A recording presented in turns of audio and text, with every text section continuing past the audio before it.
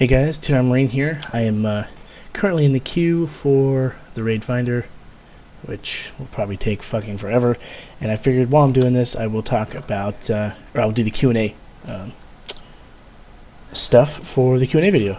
I had done this once already, and something corrupted it because the gods are against me lately for some reason, and so hopefully that's not an issue now.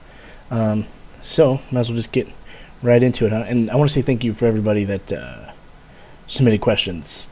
It definitely makes my job easier, and it's always good to be able to answer, you know, the different stuff that you guys want to hear about. And I'm going to switch to deer mode because who doesn't want to be a fucking deer, right? As I just run around the city while I wait. So the first question, I'm looking on my phone here, is in boot camp, do we do the PFT more than one time? Yes. You will do the IST, which is the initial strength test, first when you get there, because they basically want to verify that you didn't, like, your recruiters didn't lie and you didn't cheat somehow in the IST that you did before, like at the recruiting station. So they do it again, they test you just to make sure that you pass that. And then towards the end of the first phase, which is approximately a month long, they will do another PFT. And it's a competition, so your platoon is going to be competing against every other platoon. And so they basically they add up all the scores and then get the median of those scores. And the platoon with the highest gets, they win. And you get like a little trophy and shit for winning. And then you will do it again in the third phase, which it's pretty much everything in the boot camp is a competition, just so you know. But you will do the PFT again in the third phase to verify that you can do it and that you meet the minimum requirements. And yeah, so I mean the PFT is really not too bad. You'll be in plenty good shape by then, so you should be able to pass it with no issues. It's just more a matter of pushing yourself as hard as you can so that your platoon can hopefully beat the other platoons, so you guys can win the sweet trophy. But yes, so to answer your question, yes you do. Next question is, do you think, or wait, did you do as much PT, I need to fly around out here, as I thought you were going to in boot camp? Yes and no. No, when it comes to like running in formation and doing, like, you know, where you're shouting cadence and stuff, like you do that, but to me I just thought we'd do it a lot more than we did.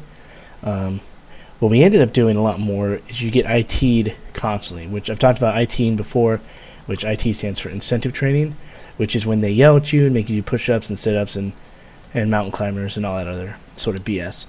And you'll do that constantly. There's really not a day that you'll go that you won't do that. And that amazingly is will get you in shape very quickly. You may not think it does, but boy, it does. So there is those things that you'll do more than you thought. What is that? Oh, Twitch emailed me. Let me know that somebody I follow is now streaming. So yes, we did more in terms of that. You'll get IT'd constantly, like literally every single day. But we didn't, like, we PT'd every day, but it wasn't always like just like the straight up running and stuff like I thought we would do. But yeah, to answer your question, yes and no. Why does the Marine Corps have a firefighting MOS? Because you need firefighters. They do bring on civilian firefighters to work, but you'll see a lot of Marine Corps firefighters on the air bases like Miramar and Yuma, and I imagine Cherry Point, wherever that's at on the East Coast. And simply because they tend to focus a lot on like aircraft fires and helping, like if the pilots crash on landing, they do a lot of work with that. And then of course they respond to fires on base. But it's a job just like any other, and the Marine Corps is pretty self-sufficient when it comes to that. Pretty much the only thing the Marine Corps does not have on its own are medical personnel, and you get those through the Navy, through Corpsmen. But so pretty much everything else, you know, like firefighting and police and all that stuff is done by the Marine Corps itself. Let's see. Do I think that it's going to be that it is, or it may become more difficult to get into the Marine Corps because of the cuts that have been happening. Because they're dropping the manpower a lot. And the answer is yes. And the reason for that is because now that they don't need as many people, and they're, instead of having to recruit, say 5 or 6 people a month, they only have to recruit 1, maybe 2. And so that means that the recruiters can be a lot pickier, and they will be. So I mean, if you have a lot of issues, like if you've are doing drugs, or you've done like some major drugs, or you have a criminal background, or you didn't graduate high school, they may just tell you no. I've never been out there. They may just say no, because to them, they can easily get someone who has none of that, who's done well in school, who has sports, who does sports, who never had any issues with the law, never had any drug issues, stuff like that. They can easily pick up one of those guys, and for them, that's a sure thing versus somebody who's had a lot of trouble. So my advice to you is, even if you've had trouble in the past, it doesn't mean that you won't get in. It just means that you really need to step your game up. If you're still in school, make sure you get A's in your classes, do really well, do sports if you still have time to do sports, and just make yourself as presentable as possible. Because it's essentially like if you're going for a job, you need to look better than everybody else, especially since they have the ability to be so picky. They will be. So definitely keep that in mind. But yes, it is more difficult simply because it can be. Let's see. Do corpsmen wear 3-color desert or digital camouflage in Afghanistan? The corpsmen wear the same exact thing that the Marines wear. If they're wearing deserts for whatever reason in Afghanistan, then the corpsmen will wear deserts. If they're wearing the green camis, then they wear the greens. They wear the same exact flak, same Kevlars. They have rifles. Most corpsmen generally have a pistol. The only thing different about corpsmen is they usually have their medical bags slung over, but a lot of them I know put that in the day packs that we have, which are like the green digital backpacks, and just so they don't stand out at all, because the terrorists, aren't the friendliest guys around, and they will target corpsmen if they can, without a doubt, point them out of a squad. They will target them and take them out because they know that they are the ones that keep Marines alive if they get hit. And so if they can take that guy out, then that's a win for them. And so corpsmen, if you didn't know any better, you would have no way of knowing, being able to tell a corpsman from a Marine when you're out in country. It's just not possible. Next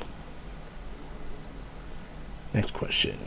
Do I see them changing the type of vehicles that they use? For the Marine Corps, no.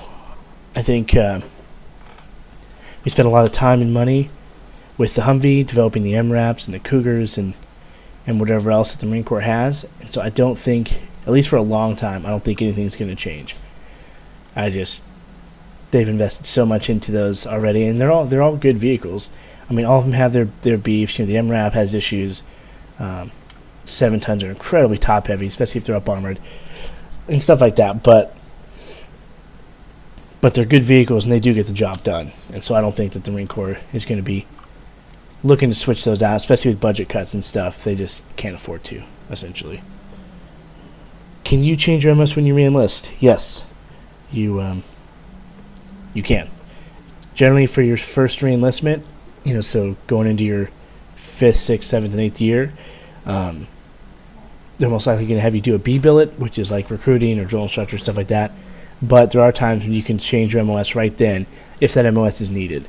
So if they need forward observers for artillery and you decide you want to do that, then chances are you'll be able to do forward observer instead of a B billet. If you re-enlist again, they'll make you do the B billet. But yes, you can change. The rifles at boot camp, are they sighted in, or do you have to sight them in? You have to sight them in. So apparently now they're using ACOGs, and they're not teaching you iron sights, which I think is silly, but for whatever reason, they're going with just ACOGs, which is fine. ACOGs work well enough. And you get the 3-power, scope. It's the 3-power scope, so you'll be able to see, a bit better, see the target, especially at 500 yards. But you will need to sight them in, and they will teach you how to do that. ACOGs are incredibly easy to learn how to sight and learn how to use. It's just a matter of learning the fundamentals to it. And the reason why you sight them in is because the sighting for it is different for everybody. So it may work on you, if you're 5'1", 100 pounds, it's going to look different to somebody who's, 6 foot, 250 pounds. Just because the way your body is, the way you hold the rifle, the way you look down the sights, it's going to be different. So you have to sight the rifle to you. And like I said, they'll teach you how to do that. It's not hard. How do you invite people to your graduation from boot camp? I can't remember when it is, but sometime during boot camp, they will send you basically to a phone center with the platoon. Your drill instructors take you down there, and you will get to call, generally your parents, but whoever. You get to call somebody, and still waiting? Christ almighty. And let me see. Can I do multiple? I can't. Curses. And they will allow you to call them and set up the details for that. So you can tell them the day you're supposed to graduate. So they can buy their plane tickets. You can, set all that stuff up. They'll generally give you 10, 15 minutes on the phone to be able to do that. And from there, you won't be able to call everybody you want to.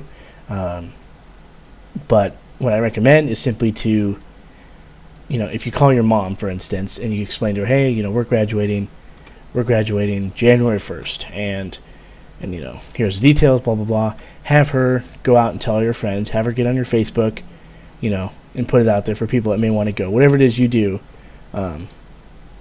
just spread it that way, because you're not going to be able to call everyone. And letters, frankly, are too slow if you send letters to people. It's doable, but it generally is slow. And I'm going to go fly somewhere. This is kind of boring. Let's see. Where is an interesting place? Let's go. We'll go up there. So yeah, that's how you do it. You'll get a hold of somebody through a phone call, and then you will invite them that way. Alright, let me go right here. Next question is, can you have your car at MOS school? Generally, no. For most people, MOS school is too short to warrant having a car, and a lot of Marine Corps MOS schools are at Army bases, and even those that aren't, say you go to, say for instance, communications school in 29 Palms, California, and you're there, that course can be up to 8 months. It can be a pretty long course depending on what it is you're doing. But lost my train of thought. So it can be a pretty long course, and so you may want a car there. But generally, when you graduate, so say you graduate your MOS school, we'll just say September 1st. September's coming up. You graduate September 1st. Generally, you have to report in to your duty station, wherever you're going to be stationed at. You have to check in there within a day or two. So generally by September 3rd at the latest, if you graduate on the 1st. And that just gives you time to fly there, basically, and get to the base and check in with your battalion. But if you're in 29 Palms for your school, and you have your car there, and they need you to, and you get stationed in Camp Lejeune in North Carolina, then you're pretty much shit out of luck getting your car there, because there's no way you can drive across the country in a day. It's just not going to happen. So my recommendation is to leave your car at home, and then figure out a way to get it when you go to your duty station. That's just, after you're there, go on leave or something, you go home, then you can drive it back. Leave home a few days earlier than you would have to drive your car back. That's what I recommend, and it just saves you a huge hassle. It really does, because I've heard of people, because if you don't check in on time, then you're not going to get promoted for a good while. I can promise you that. And then you just start out in bad shape. So yeah, just don't do it. Just wait till you get to the fleet to bring your car or to buy a car, stuff like that. Did I ever run into any of my recruiters and or drill instructors in the fleet? Yes. I didn't run into any recruiters, but I did run into one of my drill instructors, and that was an interesting experience, because you don't like your drill instructors. You just don't. You respect them, because their job is not easy by any means, but that's a big ass crack. Let's go out there. But yeah, it was just weird. And he was a staff sergeant, and I believe, I want to say I was sergeant by then when I first met him, when I first seen him in the fleet, rather. Oh, you can go between these. Let's mount up and do it. Actually, I want to mount up on this. I love this dragon. See how steep this is. Yeah, it was just weird. I didn't really talk to him too much because, you know, the whole hazing me until I wanted to die thing in boot camp didn't, you know, just kind of burns a hole in the heart there. Sweet. This is one of my favorite mounts in the game. I love this thing. But yeah, so you do, and you guys may or may not run into them. It just depends on if their MOS lines up with yours. If you just, you know, my stats aren't end up getting put in my battalion, and so it's just, you know, small world, really. Next question is there anything fun to do in 29 Palms? No, unless you consider drinking fun, which most people do. It was not. 29 Palms itself is literally a shitty little town out in the middle of nowhere, and the base is right next to it. It's terrible. It's really no fun. But the benefit of 29 Palms is that it's pretty centrally located in relation to, say, San Diego, Los Angeles, Vegas, and so you get all that sort of stuff, which is nice because otherwise you would go crazy. But you're literally 2 to 3 hours from San Diego, 2 to 3 hours from Los Angeles, and 2 to 3 hours from Vegas. And I know a lot of guys, we used to go to all of those every weekend. Almost every weekend we would go out and party at them, you know, drink it up, go out in town, go to the bars, go into Vegas, freaking do our thing. It's just, that's what you do when you're there. Otherwise, you drink heavily in the barracks, or you play video games in the barracks, which is what I started doing towards the end of my time in, so I wanted to save money. So yeah. But in terms of actual things to do in 29 Palms, no, there is no fun. Pretty sure the desert sucks the fun out of the place. And then the last question of the video here is, how does the Sergeant Major of the Marine Corps work in relation to boot lieutenants? Because Sergeant Major of the Marine Corps is technically an E9, which is the highest level of enlisted ranks you can get, but then boot lieutenants are O1s. Technically, yes, lieutenants outrank them. The Sergeant Major's billet, Sergeant Major of the Marine Corps' billet, will put them way above a boot lieutenant. The fact is, they still have to call them sir. Sergeant Majors have to call a lieutenant sir. They have to salute them. All that sort of stuff. It still applies to them. Generally, you know, the lieutenant is not going to be telling the Sergeant Major what to do. They will if they need to, but generally they don't. Frankly, it's just one of those things. I mean, because boot lieutenants, you know, could be in the Marine Corps for literally 2 days, and if you get someone that's been in for 2 days trying to boss around a Sergeant Major who's been in for 30 years, you know, generally doesn't end well. But if you go by the book, technically, yes, the Sergeant Major can take orders from the boot lieutenant. It just, you know, one of those things you don't really see happen very often. But yeah, alright guys, I appreciate you watching. My thing did not pop. Average wait time is 17 minutes. I've been waiting for 20. Awesome. But as always, if you have any questions, or if I didn't really hit exactly what you were hoping for on this, let me know. In a couple weeks, I'll do another one of these. I like doing Q&A videos. Helps bust out, you know, a bunch of questions at the same time. And these videos are obviously longer than my 3-minute videos that I've been putting out. Simply because I have more things to talk about. So I appreciate your questions. Appreciate you guys watching. Closing on 600 subscribers, which is excellent. Gotta love that. So yeah. All right, guys. As always, if you have any questions or concerns, hit me up, and I will see you next time. Simplify.